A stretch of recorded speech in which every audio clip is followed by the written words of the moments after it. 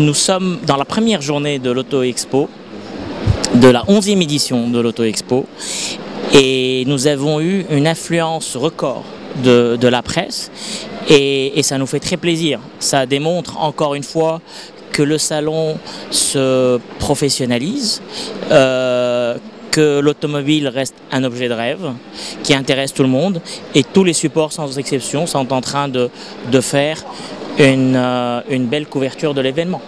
Donc, so far, so good. Nous sommes dans un secteur qui a besoin, comme tous les autres, d'être régulé et de se développer sereinement. Notre rôle en tant qu'association est de poser le doigt sur l'ensemble des problématiques qui touchent le secteur pour pouvoir les relayer au pouvoir public. Bien sûr qu'il y a différents sujets. Un parmi ces sujets, c'est tout ce qui est fiscalité de l'automobile.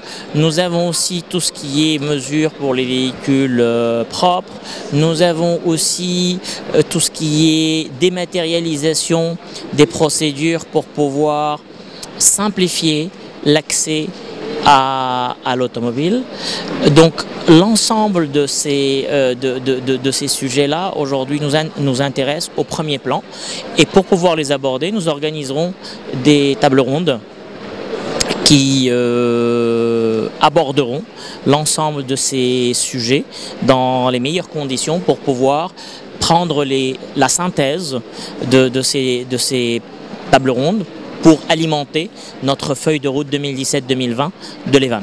Il faut différencier entre deux choses. Il faut différencier la partie industrie de la partie commercialisation. Les Chinois qui viennent aujourd'hui viennent pour fabriquer des véhicules, dont des véhicules électriques, en petite partie pour le marché local. Mais la majorité, c'est destiné à l'export. Et c'est ça la stratégie du Maroc dans le domaine automobile.